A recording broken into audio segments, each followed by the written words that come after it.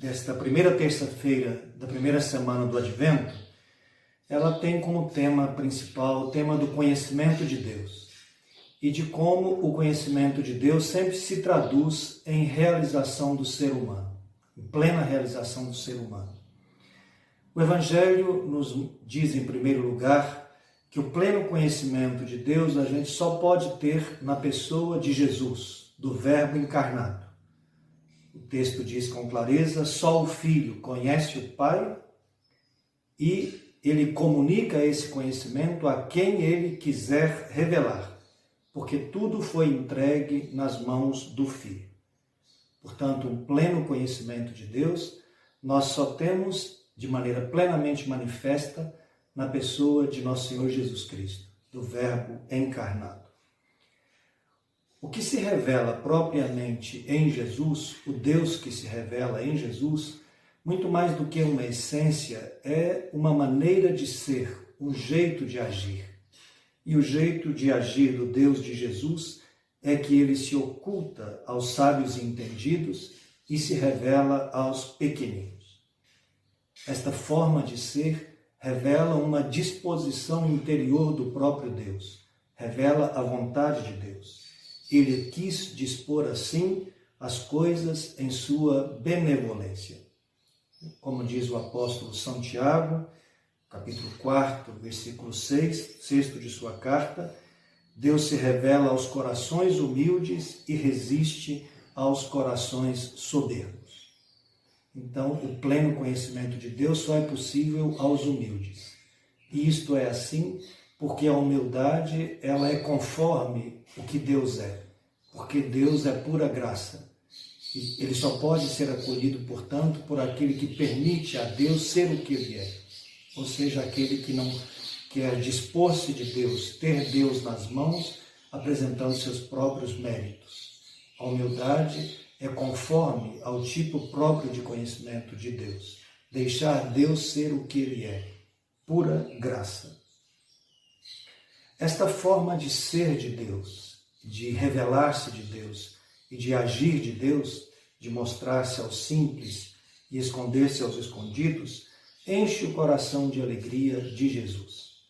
No Evangelho de São Mateus, depois de voltar da sua missão, voltarem entusiasmados, Mateus 10, os discípulos contam a Jesus das maravilhas que aconteceram na sua evangelização, de maneira muito particular pela grande acolhida que eles tiveram da parte dos simples e humildes.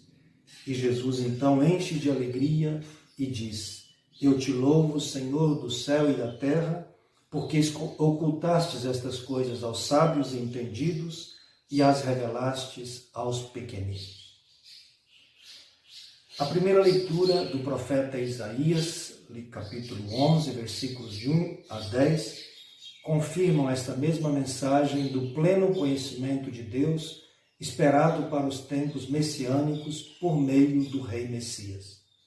O que vai possibilitar o pleno conhecimento de Deus através do Messias será a doação do Espírito em plenitude, por meio dos seus 7 dons. O Messias será reconhecido e surgirá de um rebento da cepa de Jessé. Da cepa brotou a rama, da rama brotou a flor, da flor nasceu Maria e de Maria o Salvador. Quando aparecer o Messias, deste pequeno broto que surge da raiz seca, do tronco seco de Jessé, nele vai aparecer o pleno conhecimento de Deus. O profeta diz que esse conhecimento será como a forma como as águas do mar recobrem toda a superfície do mar, sem ficar sequer um único rinconzinho sem ser preenchido. Assim será esse pleno conhecimento de Deus através do Rei Messias.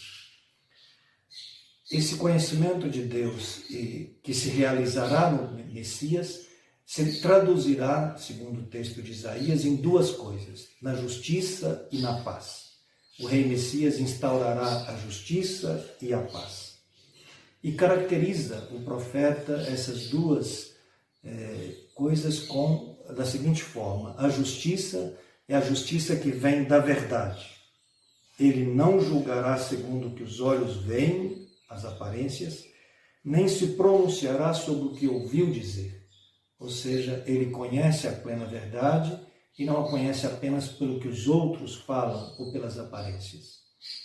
E em segundo lugar, essa justiça vem da misericórdia. Ele julgará os indefesos com justiça e se pronunciará com equidade pelos pobres da terra. Portanto, nos tempos messiânicos se conhecerá a Deus como expressão de justiça, em primeiro lugar, justiça que vem da verdade e da misericórdia, e em segundo lugar, na paz. Na paz que é descrita de forma muito bonita pelo profeta como harmonia, como plena harmonia. Em primeiro lugar, uma harmonia entre os animais, uma criação totalmente restaurada.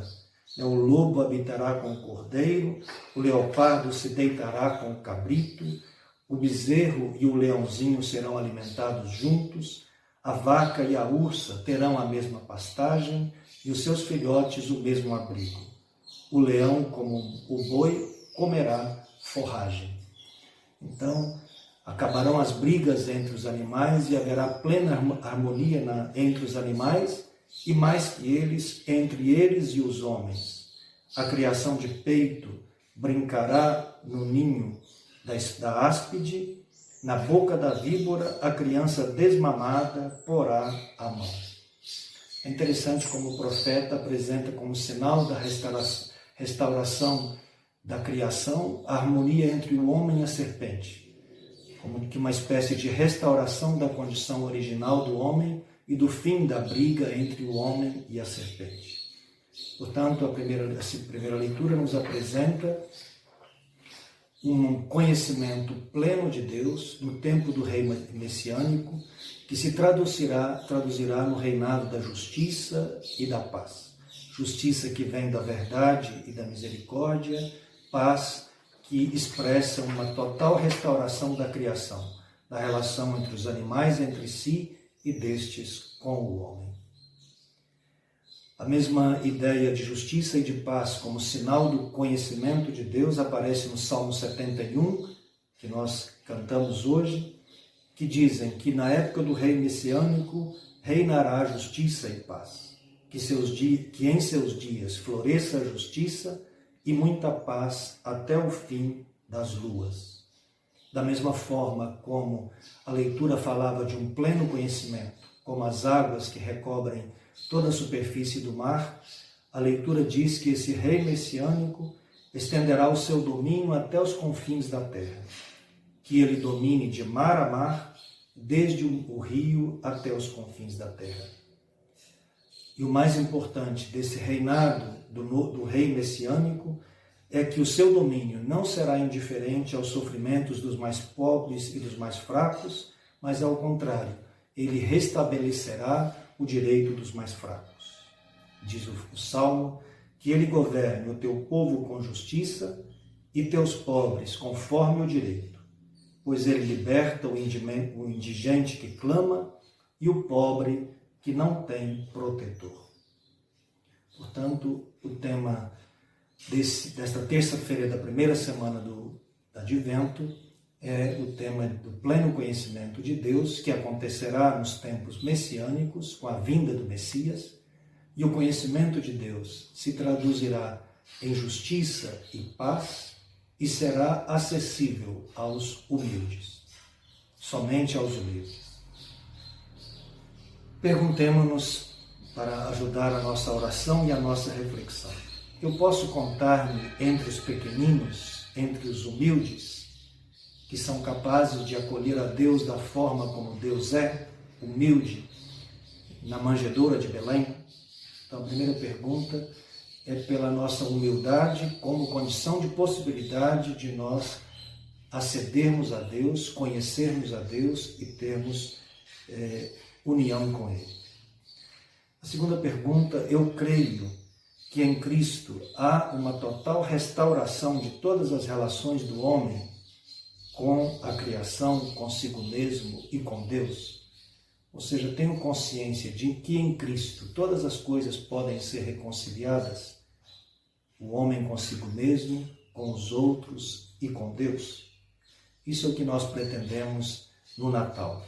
Um tempo de volta ao Senhor, de reconciliação com o Senhor e de fazer do nosso coração uma manjedoura humilde que acolhe o Senhor.